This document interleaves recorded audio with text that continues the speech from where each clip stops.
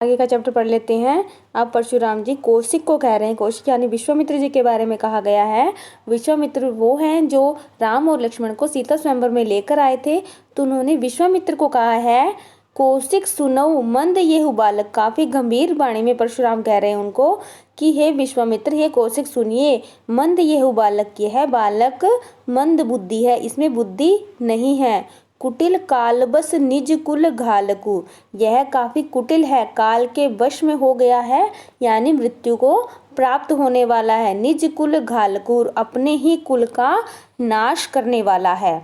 भानुवंश राकेश कलंकु, अब वो कह रहे हैं भानुवंश यानी सूर्यवंश, लक्ष्मण का वंश, राकेश कलंकु, राकेश यानी चंद्रमा और कलंकु यानी चंद्रमा में जो दाग है, कि जिस प्रकार चंद्रमा में दाग है उसी प्रकार यह बालक अपने ही कुल को दाग लगाने वाला है, कलंकित करने वाला है। निपट निरंकुश अबुधु अशंकु, यह बिल्कुल ही अंकुश में नहीं है, निरंकुश हो चुका है बालक, इसको बिल्कुल भी अपनी वाणी पर अंकुश नहीं लगा रहा है, रोक नहीं लगा रहा है।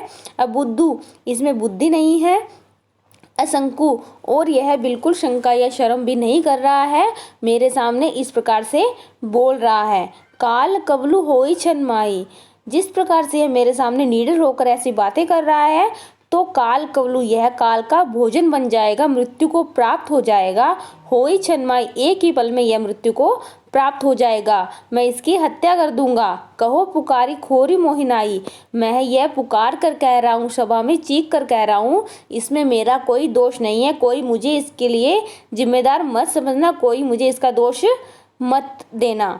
तुम हटकऊ जो चहु उबारा, कही प्रतापु बल रोष हमारा, वो विश्वामित्र को कह रही है, तुम हटकऊ, तुम इसे मेरे सामने से हटा लो, जो चहु बारा, अगर इसे बचाना चाहते हो तो तुम इसे मेरे सामने से हटा लो। कही प्रतापु बल रोष हमारा, और शायद ये मेरे बारे में नहीं जानता, इसे कहो प्रतापु यानी मेरा प्रताप, मेरी वीरता, बल यानी मेरा बल, रोषु यानी गुस्सा, मेरा क्रोध, इसके इन सब के बारे में इसे समझा दो कि मैं कैसा हूँ, मेरा गुस्सा कैसा है, मेरा बल कैसा है, मेरी वीरता कैसी है, इसे तुम समझा दो। लखन कहो मुनि सुजसु तुम्हारा, अब लक्ष्मण कह रहे मुनि सुजसु, हे मुनि तुम्हारा यश, तुम अछत को बरने पारा, तुम्हें छोड़कर और कौन इतना वर्णन तुम्हारी वीरता के बारे में कर सकता है, क्योंकि सारा वर्णन तो तुमने ही कर दिया है। अपने मुंह तुम आपनी करनी, तुम अपने मुंह से ही अपनी बड़ाई कर रहे हो। बार अनेक भांति बहु बरनी, एक बार नहीं अनेक बार और भांति भांति अलग अलग प्रकार से अपनी तारीफ कर रहे हो। नहीं संतोष तय पुनि कछु कहूँ, अगर तुम्हें अभी भी संतोष नहीं हुआ, अभी भी तुम्हारा मन अपनी तारीफ करने से नहीं भरा है, फिर कुछ के पुनि कुछ कहूँ, एक बार फिर कह दीजिए।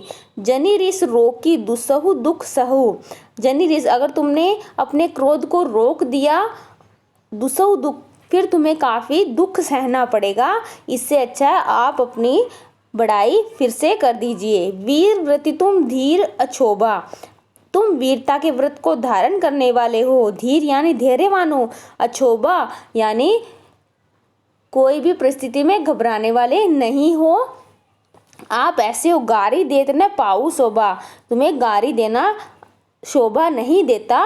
सूर समर करनी करही, कही न जनावई आपू, विद्यमान रन पाई रिपु, कायर कथई प्रतापु।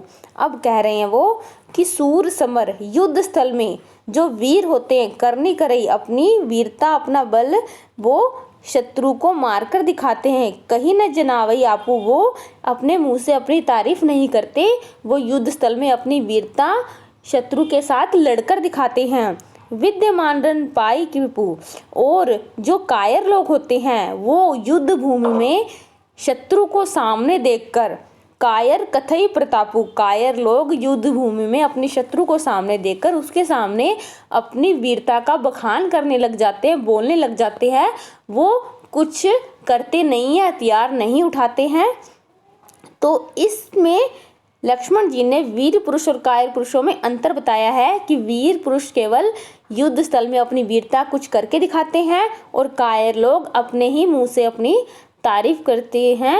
ये उन्होंने कायर लोग, उन्होंने परशुराम जी के बारे में कहा है।